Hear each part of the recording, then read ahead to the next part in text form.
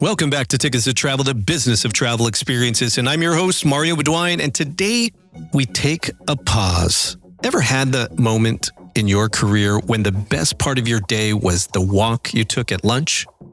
For years, I thought burnout was just part of the job. Like most of us in the travel, ticketing, events, and hospitality world, I was trained to grind. Smile on the outside, always chasing the next deal, the next event, the next promotion. We tell ourselves it's fun because we're selling fun. But somewhere along the way, we forget to extend the same hospitality to ourselves. Today's guest, Mike Messeroff, gets it because he's lived it. From launching JetBlue Vacations to pouring cocktails in Breckenridge to building a transformational coaching practice rooted in mindfulness and presence.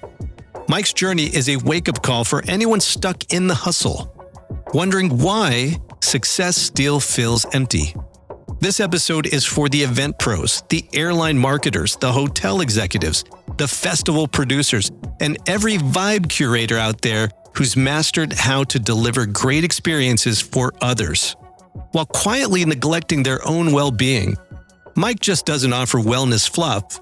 He brings a clear, actionable blueprint for leaders who want to recalibrate, recharge, and actually enjoy the career they've worked so hard to build.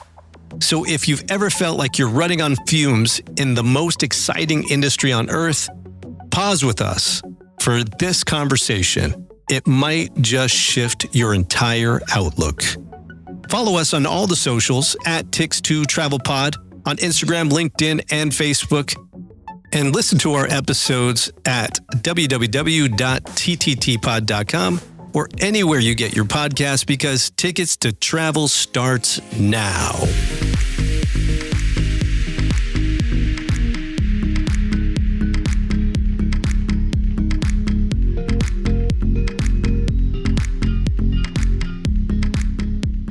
Welcome to Tickets to Travel, the business of travel experiences. I'm your host, Mario Bedoyan. And today we're here with Mike Messeroff, who's actually tuning in or actually seeing us today from beautiful Costa Rica. Is that right? That's right, Mario. And the reason why we're talking today, and I thought it was a very important conversation, is that the work that you're doing, but more or less, we come from the same place. Man, you were in the hospitality world for many, many years. Tell me a little bit about your background. I grew up in New York and was raised in that environment of hustle, grind, always working to the future, always trying to be better or get someplace else. And it didn't work for me. I don't think it works for a lot of people. I didn't realize that right away. It took me decades of grinding and just trying to be a success or trying to make something of myself, only to realize that everything I was looking for, I already had. And success is not something we acquire, but something that we actually cultivate within ourselves and then share with the world. What you said resonated with me because during those early days, we were tasked to be the best. Right? Because also you're starting out in a career that most people are coveted. Oh man, you work in travel, but that means a lot of different things. And I say to people, I'm like, I'm not a travel agent. You know, I don't get to do all the cool stuff that you see or you think that you would get as a travel agent because I'm an online travel professional, which means the store never closes. Your whole life becomes that lifestyle of trying to get deal done so that you can move the needle for the company. And I was very burnt out, I think, after the first few years. And I didn't realize it because I was having so much fun, quote unquote, right? Because we work in hospitality. You get to go see cool hotels. You get to go to cool trips, go to conference. But at the end of the day, it was taking a toll on my own mental health in that I never felt like, I was doing a lot of work, but I was also trying to get ahead, go up the ladder a bit. But at the same time, wasn't really fulfilled. So fast forward, Mike, now I have decided over the last 3 years become a consultant. So I use my knowledge to help others connect the dots faster and get to those goals faster from a strategic level. So I think you probably had the same type of situation because you worked at JetBlue or you worked at hotels. You said something, just so amazing. It's like I was burnt out, but I didn't realize it. That's exactly my story where I worked for JetBlue. I was their first intern and I left 10 years later at the end of my 20s as their manager of business development, which if you're going to have a corporate job, I was running the relationships with hotels.com and with World Travel Home. And I had Hertz as a partner. And we started JetBlue Vacations, or JetBlue Getaways it was called. And it was great perks. It was great money. I was treated really well. It was a good company. In my heart, I knew that there was something more for me. I always say that I was getting a tap, and the tap was the best part of my day. Going to work in Forest Hills, Queens was my walk at lunch. And that was a problem. I was just like, why is this the case? I'd take a really long lunch because I really enjoyed it. I'd find a beautiful park and just enjoy the trees and the birds. And I knew there was more. It wasn't enough for me to leave or to do something about it until my wife came home one day, and she was in publishing. So she wasn't treated as well as I was. And she was promised her a promotion. And she said, her boss said, you earned it. And this was the third time this happened. You've earned your promotion, but we just don't have the budget. So she came home that day. She's like, I'm out. Like, I want to quit. I want to sell all our stuff. We had a beautiful apartment overlooking the Hudson River in Hell's Kitchen, Manhattan, and right near the Intrepid. It was gorgeous. And I had to think about it 15, 20 minutes. And I was like, yeah, let's do it. We sold all our stuff. We moved to St. John in the Virgin Islands. I learned how to bartend, and I took that skill with me for a year in the Caribbean, and then moved to Australia for a year, bartended and traveled all over that country. Same thing for New Zealand for about 5 months. We traveled to Hawaii, Indonesia, Fiji, ultimately ended up in the beautiful Rocky Mountains in Breckenridge, Colorado.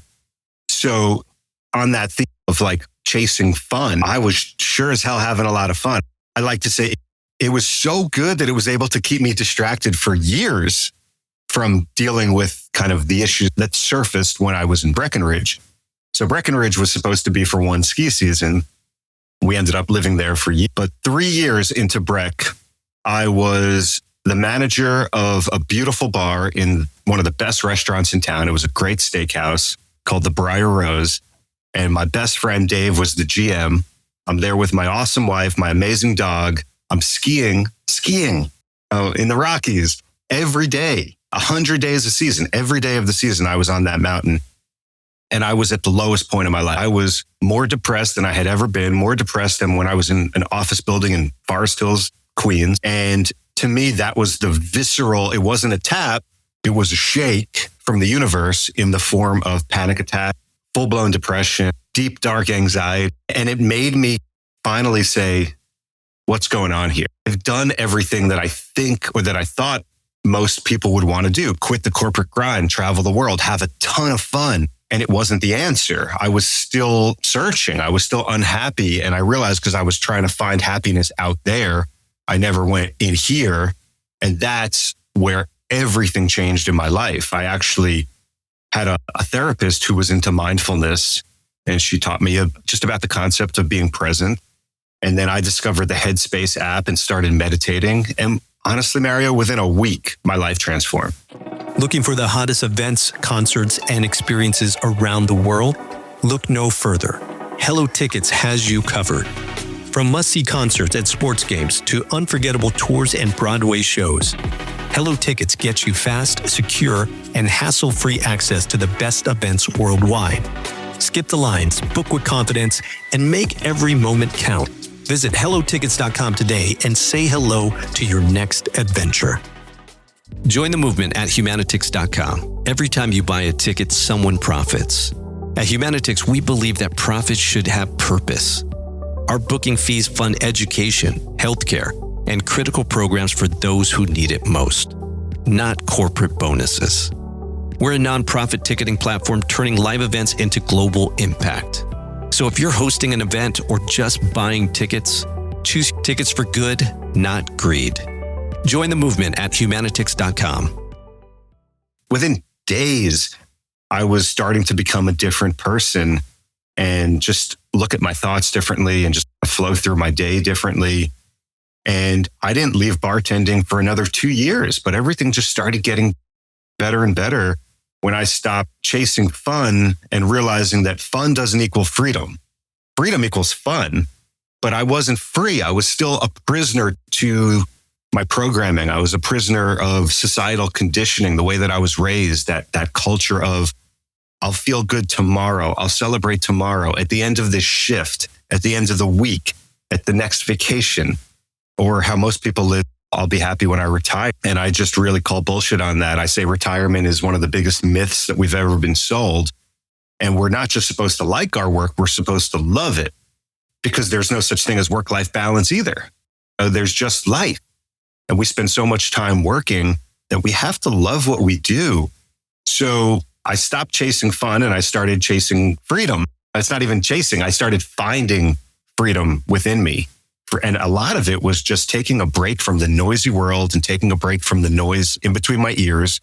Because the more you slow down, the more you realize your mind is really not your friend. It's usually really negative, really busy, very repetitive. And once I started changing that, people would just ask me, they would just say, what are you doing? Like, you used to be a miserable prick. And I almost lost my marriage. I mean, I wasn't present. I wasn't really kind. I wasn't a nice person. And I changed dramatically, really quickly. And I would just start telling people, like, over a cup of coffee, and 30-minute conversations would turn into 2-3 hours, and they would leave feeling amazing. I would leave feeling amazing. And I just said, there's something more here, just sharing what's worked for me in my life. And that's when I moved into coaching and ultimately started coaching people in the industry that I love so much. The industry that I grew up in. I grew up in restaurants. I worked for an airline. I spent my entire career in hospitality. I even started an event business. I ran events in Breckenridge and I promoted events and nightlife, and just sharing with this industry has been just so fulfilling. So that's how I got to this realization. It's just happiness it's cliche, but it's not out there. There's inner work that's involved. It's not hard. I think that's the other thing I love telling people. It's not hard. It takes a few minutes a day of just being present and meditating and even learning what that means. It's not sitting in lotus position or flying to the Himalayas and becoming a monk. It's really, really easy. It's just practicing your focus for a few minutes a day, which gives you control over your emotions and your thoughts and how you want to show up in the world. And you start getting more clarity about what's really important to you. Yeah, that's how I got to what I'm doing today, and building this community for hospitality leaders to stop grinding and start living and exhale and feel seen and heard and supported. I think it's all very relevant. You know, you said a word that always gets me a little worked up. It's programming. So programming is interesting because that's the culmination of all the different things that we're exposed to as humans. And so when you look at it from a hospitality or travel professional perspective or events professional perspective, I think a lot of people will struggle with that programming because, like you said earlier, we're in the business of fun. No, we're not in a manufacturer.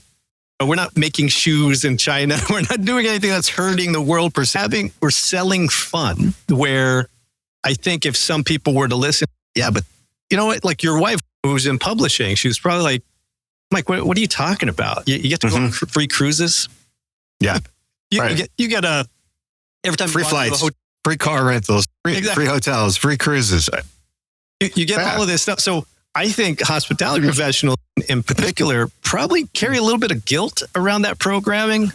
Hey, we're selling fun, but we're also trying to achieve, and there's a bit of ego that's associated to that.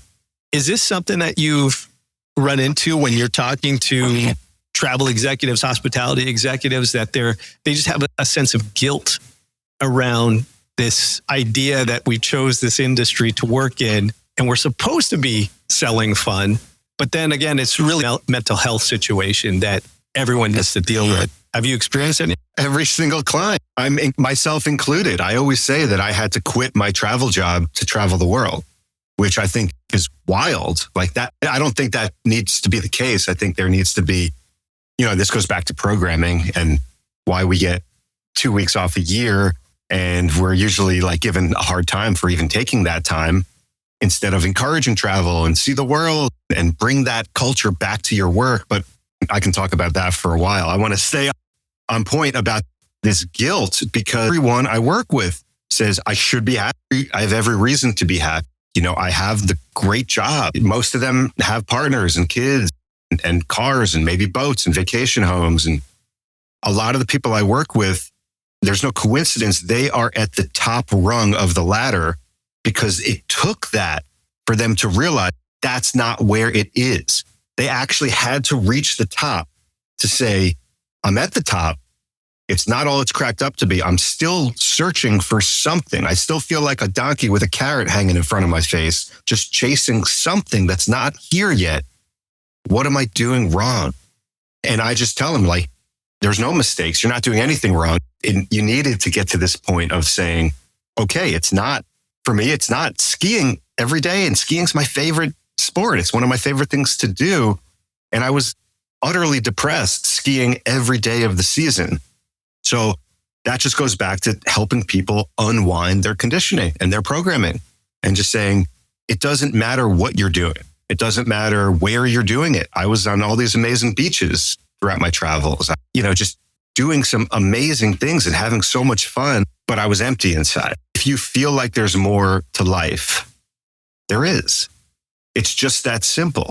Our purpose here on earth is to enjoy our lives and to share from that place of joy. But it's not just having fun, which is what we're talking about. It's actually, there's some inner work involved. There's some knowing who you are, why you exist, what you are, having that North Star, that clarity of where you're going, what your life is about. And again, remembering that we're in this business of hospitality. And I love this industry because we're great people with huge hearts and we want to sell fun and we want to show people a good time. But we completely forget to show ourselves the same sense of hospitality and care that you would share with your most honored guest. You are the most honored guest. And that's why so much of my work I call self-hospitality, treating yourself like you treat others. And when you do that, this, again, back to the programming, is a 180. You are flipping the script of, I'm going to treat myself good after I take care of everyone else. So all my colleagues, my staff, my guests, my family, my friends. Then I'll do whatever I need to do to feel good. But you can't give away what you don't have. So if you're not full of joy and peace and presence, and you're trying to give that to others, that's why you feel empty and burnt out. So you have to take that time to fill it up. And again, it's not just go take a vacation and do something fun. You actually just said it. That's what I was thinking, is that we are trained, literally trained to be this way. And obviously there are certain types of people who gravitate to this industry, whether you're an events professional, you're a travel person, whatever, you're trained to treat a guest, a fan, whomever, a certain way, but you never really look introspectively in terms of, I don't really apply the training to myself. And so it's almost holding a mirror up and saying, hey, listen, you've taken a few decades of training and you're at the top of your game. But if you were to shine that or turn the mirror towards yourself and do the same thing, would you have that same level of service for yourself? What do you think? Really, you don't have to ask a 99 out of 100 or ask 100 people. 99 will be like, no, to myself, I talk like my worst enemy. I talk worse to myself than my worst enemy. I'm not even close to an honored guest in my life or a sacred guest. Man, for events and meeting professionals and people who are giving the experiences, it's all about the people behind the experience. You could have two identical tours and you have an amazing tour guide who loves his life and loves his job and loves what he's doing. And you're going to remember that experience and you're going to want to come back and see that place again.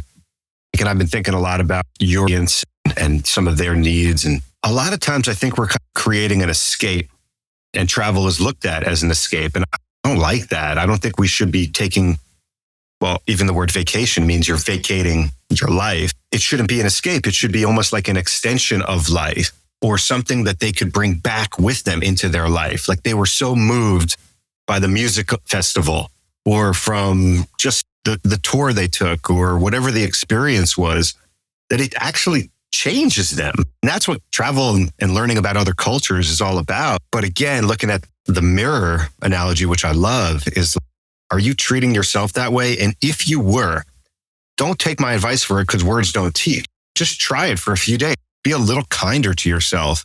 Don't just jump out of bed or check your email. Spend a little time on you, raising your energy, your vibrations, and then go give the tour or have a full day of meetings, prepare for your event, which, events, one of the most stressful occupations I think you could have. You're working towards this date There's all these factors. If you're not bringing a sense of calm and peace, how is anyone else going to feel around you in your presence? But what I was thinking about was exactly what you were getting at, is the events professionals, because I've had the unique opportunity of working on the online distribution side, much like what you were doing at JetBlue, but also from an experiences perspective where you're contracting the hotel and then you're working with event professionals to, like you said, schedule the path to get to that event. And then once you're there, it's even more stressful because now you have to, right? It's very similar to a restaurant shift. I likened it to that, except much more drawn out and a lot more revenue and a lot more stress, I would say. It's like if you had one restaurant shift every year and you had to nail it. Exactly. That's, you get it. But those event professionals are very interesting people to me. They're super type, right? They're very organized. They're always accounting. They're always I always call them the I gotcha people, right? Because they're like, you forgot about that one thing. I gotcha. You forgot that one thing in this section of the planning. And so they're master planners, type A individuals, but they also have this facade of just being super professional. So whether that's internal with someone like me who's adjacent to the project, or to a fan or a guest or a who's going to be performing, they just have this very high level, external professional that they exude. But I've gotten to know a few of them, and they're the most self-critical people. Or they're just always beating themselves up because they didn't miss that one piece, or that one guest wasn't happy. And maybe there's some parallels there to hospitality people in general, depending on the level. But how do you tell someone who is that type of events person that, one, again, they're selling fun. So they're the envy of all their friends, right? They get to hang out with the talent. They get to go to cool places, but they are definitely stressed out. What are some things that you would suggest to them to add to their toolkit to cope with that voice that's constantly in their heads about how they're not doing a good job when they clearly are? I think the main thing is for those kinds of people, which is most kinds of corporate professionals are like that to some degree. At least at the beginning, you have to realize it's not about you and it's not for you. You're not doing all of this for you. You're actually being selfish. And even I use that word with a little hesitation because I think it's misconstrued a lot. But you're taking time for yourself so that you could deliver a better event and so that you could show up for the talent, the guests, your colleagues, everyone the way that you want to. If you could reframe it as, okay, I need to take 30 minutes today. It's the busiest day. This is the event day. This is what we've been working for. I don't have 30 minutes. Every 10 minutes, I have a block of something. Schedule 30 minutes for yourself because it's not for you. It's for everyone else that you're going to touch that day. It's literally the only way that you could show up the way that you know that you want to, the way that you know that you can. So just reframe it in your head. It's like, all right, I'm doing this for them.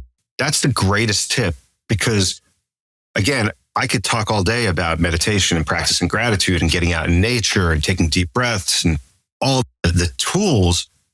If you don't know why, and if you can't feel that, like I'm going to start this day on my phone in bed checking email. If you can't feel how terrible that feels, versus I'm going to spend a few minutes in silence. I'm going to light a candle. I'm going to take a walk. I'm going to rub my dog's belly. I'm going to have a long breakfast. I'm going to do something that just makes me feel good. Can't you feel that when I say that?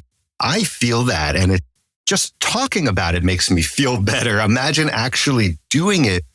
Behind every sold out show is a network that makes it happen. Tickstock powers the global event ecosystem, giving ticket sellers and event organizers the tools to manage inventory, maximize revenue, and deliver unforgettable experiences across borders, multi-currency, multi-market. One solution, tickstock.com. Ticketing without borders. Scrolling is listening. Your brand needs standout audio for social media, and Expo Travel Media makes it happen. Ear-catching radio spots, dynamic social media voiceovers, custom sound design that pops. We craft audio that stops the scroll and keeps your audience engaged. Whether it's a quick promo, a full campaign, or a killer ad, we bring the voice, music, and production magic to make it all shine. Let's make audio content that works. Visit expotravel.com for media production inquiries today. And then you're like, all right, I got this busy day. Let's go. I'm ready. I'm full of energy. I'm full of life. I'm full of love. I'm full of joy. And I'm going to give it to everyone I see instead of just taskmaster, strict. We got to hit every checklist. You're still going to do all of that. You're just going to enjoy the ride. You're going to enjoy the journey so much more. And after all, what the hell is this all about? I think one thing that you said that was interesting to me was that it's not really the traditional meditation, like sitting in the position with your legs crossed doing this. So explain that, because there is chaos that event day, right? Like, where do you find a bit of peace, and what is the idea of meditation to focus you so that if it is a stressful event day, or you're headed to a business meeting, or you're on a site inspection and you're still feeling a little bit stressed out, how do you equate meditation to a real life situation where you've got to fit it in for? Well, it's interesting you said, how do you use meditation to focus you? That's exactly what meditation is. It's, if anyone goes to the gym and you do reps and you're building your muscles, meditation is going to the gym for your mind to train it in focus. We spend 24 hours a day, except maybe when we're sleeping, practicing distraction. So if you could spend 3 or 5 minutes in the morning practicing focus, so you are actually closing your eyes, you're focusing usually on your breath. And then what always happens is you get distracted, you notice it, and you bring it back to your breath. That's a win. That's not a loss. Every time you do that, you're making new connections in your brain that allow you to be more focused. You become a better listener. You become more responsive, less reactive. So a lot of this work is preventative. Like, you're doing it ahead of time so that during your stressful day, you're just not rattled. Like, you're not shaken as much. And you could also, as a practical tool, like, you could have affirmations or mantras, or write something at the top of your journal or your notebook that says, this is what I signed up for. Have fun today, or enjoy this, or it's supposed to feel like this. It's like, I think so often we sign up for these jobs that are high stress, and then we complain about it instead of saying, no, this is exactly what my job is. I'm here as a problem solver. Everyone's supposed to come at me when things go wrong. So if you could remember that, whether it's something like, I call it mindful reminders, like you're setting a reminder in your phone, or you have a bracelet, or you have a Post-it note, or you have something that brings you back to presence. Another great one is really in the middle of the day, just one conscious breath. Just take a deep breath. You could hold it for just a few moments, just feel your body full, maybe sip in a little more, and then let it go. When I say let it go, let it all go. And then you're like, okay, let's go. That took 15 seconds, 10 seconds. And it just resets your nervous system, regulates your emotions. It reminds you of what's important. You could just say, I'm going to take a breath and look around. I'm going to enjoy my cup of coffee. You just find these little micro moments of peace in the chaos. So the chaos is a little less chaotic. That's all. This isn't going to change the inherent nature of the work or of the industry. It's going to change you and how you show up in the shitstorm as this equanimous, balanced, peaceful being. And people are going to really gravitate to you if you could show up like that. That's what attraction is. It has nothing to do with physical appearance. It's an energy. It's like, hey, we're going to talk to Mario about this because he never loses his shit. Like, he's always got a cool head. He's always good. That's what we're here for. We're here to solve problems. So I'd say it's like 75, 80% preventative. You got to do the meditation in the morning, or go for the walk, or rub your dog's belly, or have a breakfast, have a cup of coffee. Don't rush through these things. Don't get on your technology right away. And then throughout your day, as things get a little chaotic, take a deep breath, remember your mantra, your mindful reminder. If you can get outside, I know it's not always possible, but if you can, just to be like, oh yeah, like, this is life. This is what it's about. This isn't a dress rehearsal. If I'm not enjoying today, I'm not guaranteed tomorrow. Because back to the original question, which was about programming. I think people are programmed to think this is what you're supposed to look like when you're meditating, right? You're supposed to go and sit in a quiet place, close your eyes, and do all this. But what that does is the programming goes back to that person who's very their mind is running 100 miles an hour all the time. And they're like, I don't have time to do. There's a saying I always tell everyone, if you should always meditate for 5 minutes or more every morning. But if your mind races and you're very, very busy, you should meditate for 20 minutes. You need more. You really do. So do you think there's that traditional meditation that's important, but it's 3 minutes, it's 5 minutes. If you can't take that for yourself, you really have to look in the mirror and say, why? You have to look at your schedule and say, why? It's not fair to all these people that I have obligations to and responsibilities for if I'm not doing that. That's the traditional meditation in the morning. But then throughout your day, it's just practicing mindfulness. It's just coming back to the breath, coming back to the present moment, coming back to the coffee that you're drinking or the conversation that you're having.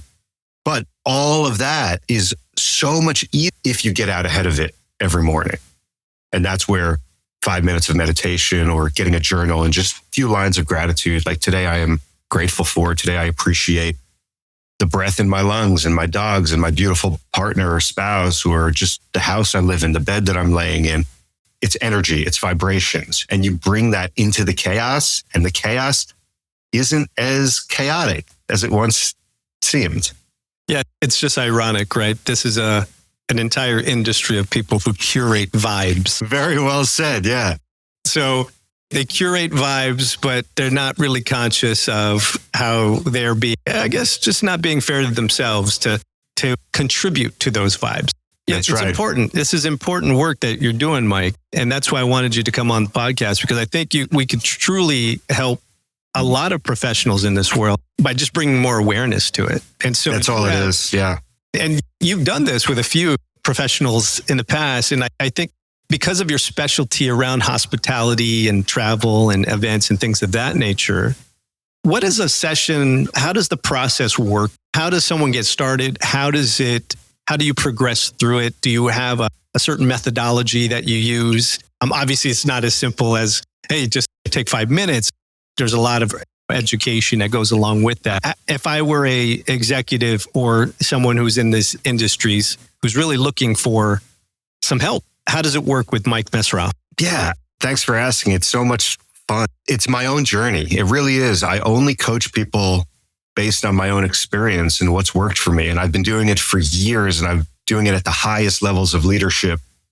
So I know that it works. I know that if the person is ready, which usually means that they're at their low, like whatever, we all have different levels of a bottom. You have to say, this is as low as I want. I don't need to get lower. I don't need the taps to become nudges, to become shakes, because it's just alarms from your inner being saying, hey, like your soul has moved on, but your body's still here. It's time to catch up. And until you listen to the nudges and the taps, it's going to be alarms and shakes.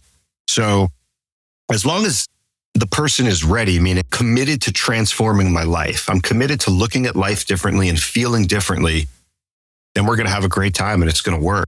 It's a 10-week program. I break it down into 3 phases, and it's very simple. It's presence, clarity, and embodiment. And the way that I like to describe this is, imagine that you're trying to start a fire, like you're out in the woods and you're building a fire. Presence is realizing that, holy shit, it's a really windy day. It's actually a storm. You ever try lighting a fire in a windstorm? It's impossible. So the first thing we do is calm the storm and calm the wind, calm the waters, however you want to look at it. Like we're just calming down all the thoughts. We're reversing a lot of the programming. I'm teaching people to stop caring what anyone else thinks, what other people have told them is right and wrong or the correct way to do things, what your neighbors are doing, your competitors are doing. It really is about learning how to trust your inner compass, your guidance system, your intuition. So the winds die down, and then you'll realize there's actually an ember there. I didn't even have to light it. There's always an ember there. But when the wind dies down, the fire could start to grow. That's when we get into clarity, which is all introspection. And it's really, to stick with the analogy, it's like, oh shit, there's a lot of dead wood or soggy wet wood. I'm going to put like good wood on it. I'm going to learn the things that bring my energy down, cut that shit out. And I'm going to learn what raises my energy up and add it into my life. And it's not big things. It's more time with your dog, walks with your wife. These are real things that my clients end up doing. I don't tell them to do it. They're like, hey, I just started going on evening walks with my wife. It's my favorite thing to do now. Or I take my dog for a walk in the morning. I never did that. at least not like a real walk, maybe a 5-minute walk around the block, and they're going for real walks, really enjoying themselves. And then the final phase of embodiment, it really is teaching people about the law of attraction and with that fanning the flame, really like growing your flame. So it's so big that you can't help but share it with others. And law of attraction just states that whatever I put out there, I get back. So you start to get real careful with the thoughts that you're thinking, the words that you're saying. You become very intentional with your life. And you just start living as the version of the person you want to be. That's embodiment. You embody the 2.0 version of yourself. You just start living like it. And when you start living like it first, instead of waiting for everything else to fall into place, which never works, it's like a precarious house of cards. We try to get everything else to line up around us. You start cultivating that within, everything around you starts to change. Your life literally your dream life starts to manifest, starts to come to you because you become the vortex of creation. You become the magnet because you're burning so bright. You don't have the windstorm. You don't have the wet logs anymore. You're adding like seasoned oak wood that's going to burn bright. And it's not hard. It's uncomfortable because all change is uncomfortable. There's going to be that voice that's saying, what are we doing here? This isn't for you. And I teach people that voice is exactly what's holding them back in life. And I teach them to trust this voice instead of this voice. It's living from a place of heart instead of head. And I'm telling you, there's a reason my program's called the Transformation. You asked for my system. This system is called the Inner Evolution Method. I sometimes like to call it an inner revolution. And it's just changing what's inside to change everything outside of you. Now, the truth is, because this is real high level leadership coaching, I only work with 1 or 2 people at a time. That's why I'm launching this community. It's not going to be my full coaching program per se, but it's going to be exactly what I teach. It's going to teach presence. I'm going to teach clarity. I'm going to teach embodiment in little 3 to 5 bite-sized audio clips. I'm going to foster a sense of community. I just want to share it. I know that this stuff works, and I just want to share it with as many people as I possibly can. That's why I'm doing all these different things and workshops. And life's supposed to be really enjoyable. Like it's supposed to be a fun journey, and I'm using that word fun a little carefully too. It's not just the travel or the vacations. It's a sense of joy when you wake up. It's a sense of accomplishment at the end of the day. And there's specific tools and techniques that I teach for that. It's not just saying, hey, feel good at the end of your day. I teach people how to do that. And it takes a little focus, a little bit of attention, a little bit of dedication. But what's the alternative? Being a donkey with a carrot in front of your face your whole life, waiting to eat that carrot. And most people die and never have had a taste. Really, it's really sad. And the world, you're in it. It's a noisy, it could be a really negative place. You can't look to the world to provide this to you. You have to be the source of peace and joy and presence. And the only way to do that is to cultivate it within yourself. So it's an inner evolution, an inner revolution. It's a transformation that happens within. And something else I always like to share is life is always going to be uncomfortable. Oh, there's a choice, though. We get to choose our discomfort. Is it the discomfort that's moving you closer to your dream? Or is it the discomfort of your inner being saying, hey, like, you're stuck. That's really uncomfortable. So it's kind of like you're the caterpillar crawling around in the dirt. And it's like, this sucks. This is uncomfortable. I'm a little bug in the dirt. I feel like I don't know. I want to build this cocoon, but it's scary. I'm going to lock myself in this darkness and claustrophobia, and I'm melting down my body. And I don't want to do that. That's uncomfortable. But staying here is uncomfortable. And if I stay here, tomorrow I'll be here. Next year, I'll be here. If I choose a different discomfort tomorrow, or maybe in a few days, I'm going to be a butterfly. So choose your discomfort wisely. Yeah, I think you said something earlier that was interesting to me, in that it's like experiencing discomfort if it's building towards your dream, or I guess more or less your purpose. I liken it to, over the last 3 years, I've been a consultant. I've done this. A lot of people are like, man, you seem very happy, Mario. Will you ever get another job? And I think about that a lot because there's all these opportunities that come up. And I say, yeah, I would, if it helped me further my purpose. If it helped me, even if I know it's going to be uncomfortable, I know there's going to be goals to achieve, and there's going to be challenges, but I almost miss those type of challenges because it's that extra experience that'll be gained, right? That'll get me closer and closer to that purpose. And so the answer is always, maybe we'll see if it all makes sense within that particular time period. Because I think a lot of people will sit back, say, I would love to just pick up and move to Breckenridge or Costa Rica, but I need money, Mario and Mike. I need that. And I don't think you're saying that. I think what you're saying is you can find happiness and focus and purpose in your regular life without, I guess, letting it spin out of control where it just consumes you. So am I warm there? Does that make sense? That's my story. I did that. I moved to Breckenridge, Colorado, one of the most beautiful ski towns on earth, and fell into the deepest depression of my life. I'm a walking testament to it's not out there. Wherever you go, there you are. So if you don't like yourself, if you don't love yourself, I know it sounds cheesy, but again, like a sacred guest in your life, you treat yourself like an honored guest. If you don't do that, it's always going to be miserable. Most of the people I work with in corporate America don't quit their jobs. Some do. Most of them just realize, like, holy shit, I had everything under my nose this whole time. What was I doing?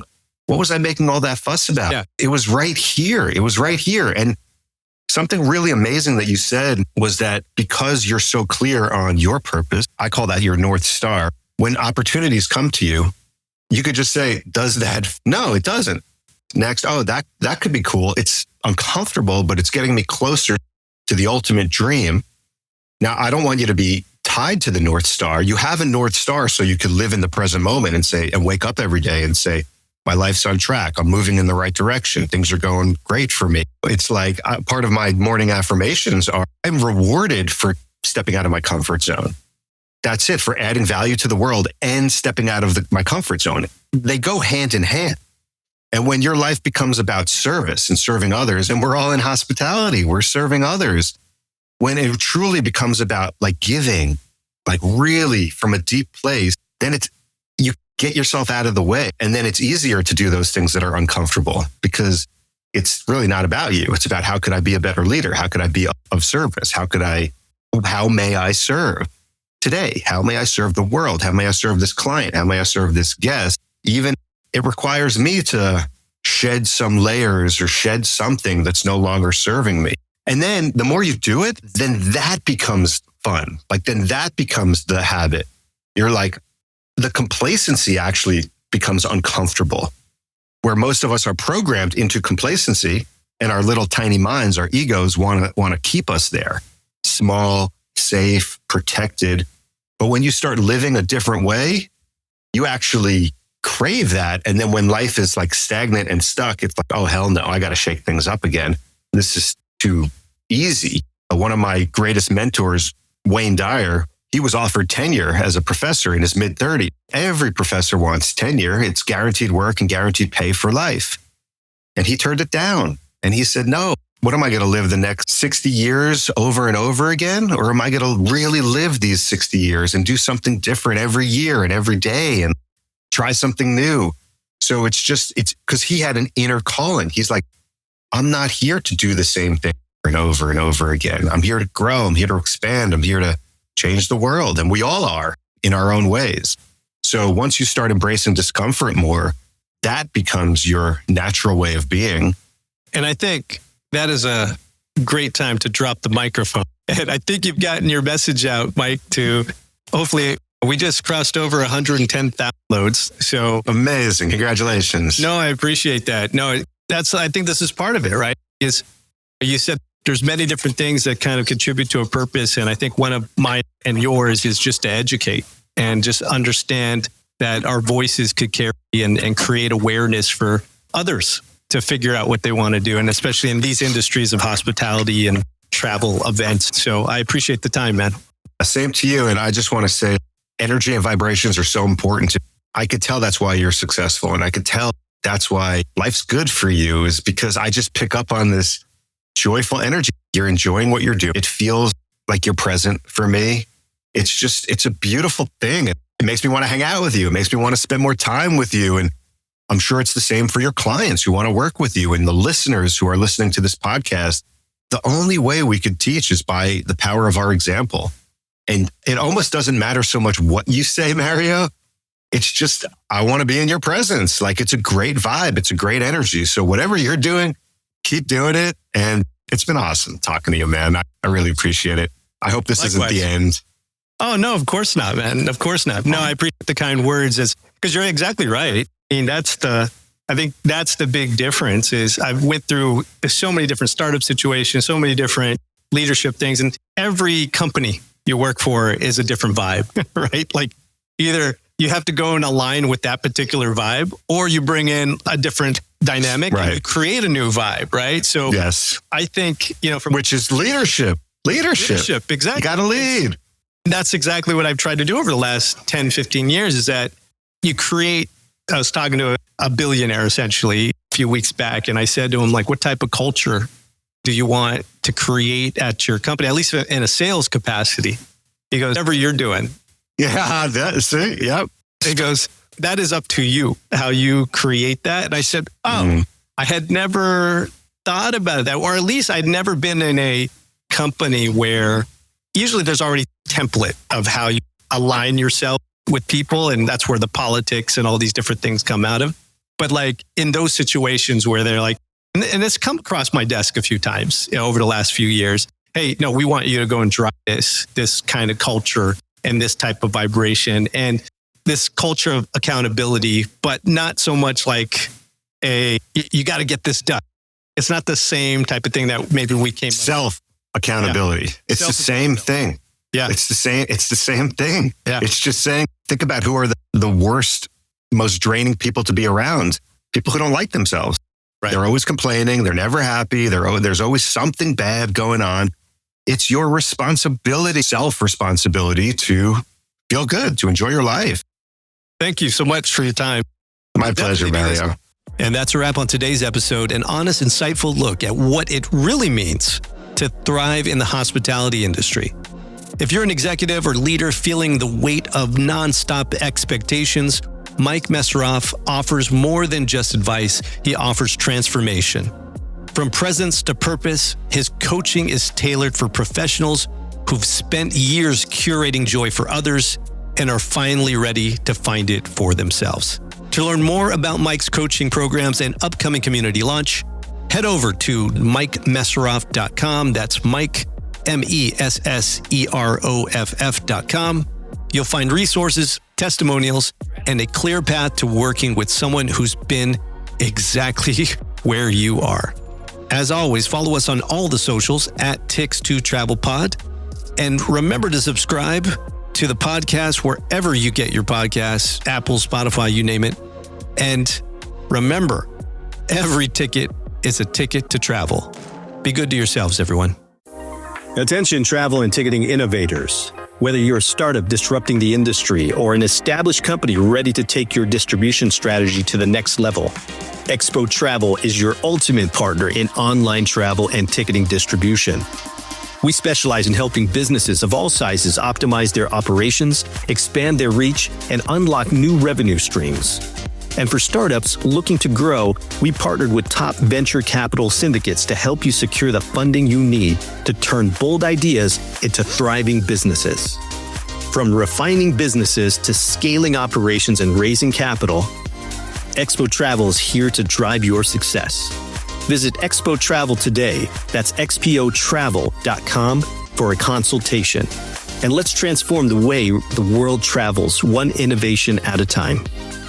Expo Travel, because the future of travel and ticketing starts with you.